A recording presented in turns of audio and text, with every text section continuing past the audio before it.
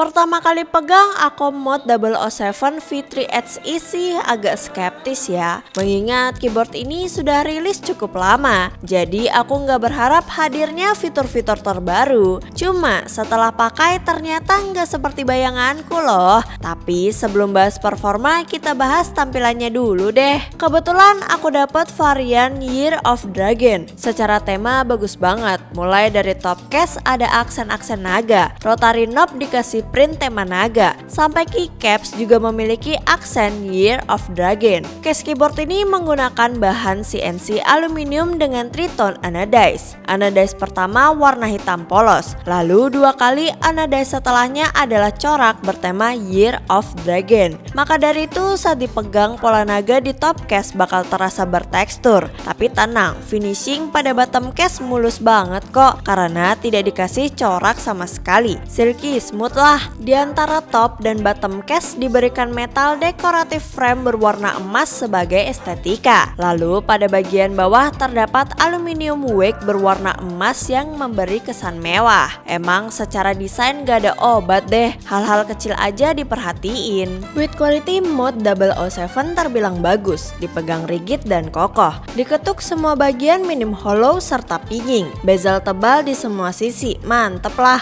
Berat keyboard ini mencapai 2 kg loh, kebayangkan seberat apa? Selain bagus dilihat, build quality knob juga bagus, berbahan metal. Feel tactile pas, dipakai tidak berisik, cuma berasa cukup mushy. Perihal keycaps memakai cherry profile berbahan PBT setebal 1,4 mm. Printing die sap rapi sampai ke bagian samping. Printing gambar serta legend tajam dan konsisten. Gambar-gambar pada keycaps pun ngebikin tampilan keyboard jadi lebih keren. Apalagi gambar naga di spacebar, kece abis cuy. Keycapsnya nggak terlalu bertekstur, namun keset sehingga dipakai ngetik tidak licin, nyaman deh. Kenyamanan mengetik juga didukung oleh sudut kemiringan yang pas, ditambah ketinggian case sisi belakang tidak terlalu tinggi di 20,4 mm, sedangkan sisi depan 32,7 mm. Tapi jika berbicara typing feel, jujur aku kurang suka. Selain karena masih terasa flex, typing feel keyboard ini tidak merata. Bagian tengah ngeflex, bagian pinggir ngeflex banget, apalagi pinggir kiri. Dipakai ngegame berasa terlalu empuk, padahal plat menggunakan dua pilihan bahan yang keras, yaitu brush serta FR4 non-flex cut setebal 1,6 mm.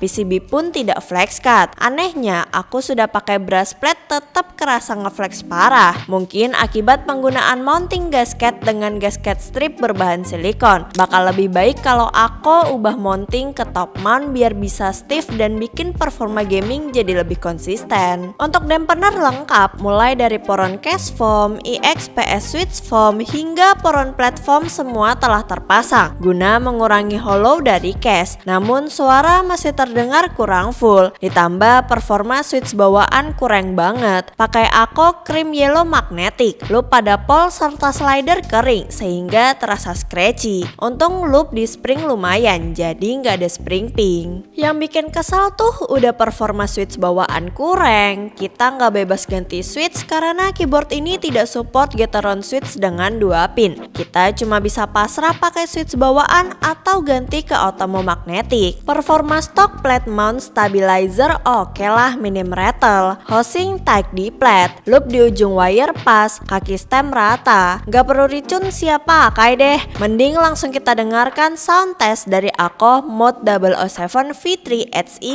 Year of Dragon.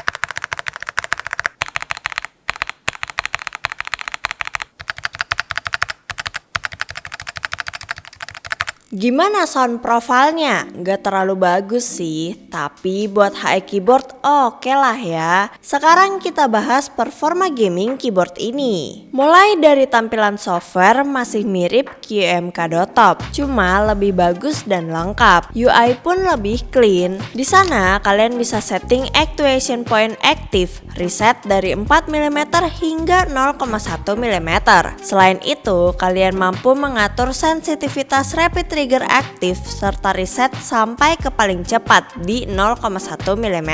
Emang bukan paling cepat, namun 0,1 mm cukup oke lah. Saat dipencet 0,1 mm langsung ke input, sedangkan ketika dilepas 0,1 mm akan otomatis ke reset. Kita juga bisa setting 0 mm bottom dead zone dan selama pemakaian tidak pernah nyendet-nyendet. Ini membuktikan bahwa fitur rapid trigger pada mode 007 bekerja dengan baik tanpa masalah. Kalian atur paling cepat pun lancar jaya. Ada pula fitur roar mode, dimana kalian perlu pilih 4 tombol untuk diaktifkan. Tentu aku aktifkan di WASD. Katanya sih pada mode tersebut 4 tombol tadi bakal jadi prioritas respon paling cepat. Aku sih nggak bisa bedain ya, kerasa sama aja. Nah, yang aku agak kaget ternyata mode 007 kebagian update fitur snap key. Jika ingin mengaktifkan tinggal ke advance setting, lalu pilih 2 tombol. Seperti biasa, aku pilih A serta D. Fitur ini berfungsi supaya kalian bisa berpindah movement lebih cepat tanpa perlu menunggu tombol movement satunya deaktif, sehingga kalian dapat berpindah movement seinstan ketika kalian menekan tombol movement baru. Ngebuat kita bisa ngegocek musuh sampai mereka nyerah dan memilih untuk nembakin musuh lain yang gak pakai keyboard berfitur snap key. Mungkin beberapa dari kalian khawatir bakal ke-ban pakai fitur itu. Tenang kawan, selama aku gunakan di game selain Counter Strike gak pernah ada masalah kok. Kalau di game Overwatch mah jelas bebas bos, tinggal pakai sesuka hati. Selain snap key, ada fitur menarik di mana kalian bisa mengubah input keyboard menjadi input gamepad, sehingga input yang ditangkap komputer kalian adalah analog input. Lumayan kepake semisal kalian gak punya gamepad. Overall menurutku Akom Mode 007 adalah keyboard yang sangat bagus secara tampilan dan build quality. Kalau performa sih cukup oke. Lalu fitur mantep, selain snap key ada gamepad mapping. Kurangnya di kompatibilitas switch serta typing feel. Di harga $179 aku rasa aku perlu perbaiki sektor tersebut karena user pasti punya ekspektasi tinggi ketika membeli keyboard di harga 3 jutaan. Aku harap bakal ada penerus Akom Mode 007 di mana mounting diganti ke top mount, lalu bisa hot swap magnetic dengan get around switch. Saat dua hal itu diperbaiki, aku yakin bakal mantep banget nih keyboard. Mungkin itu aja review dariku. Sekian, terima kasih.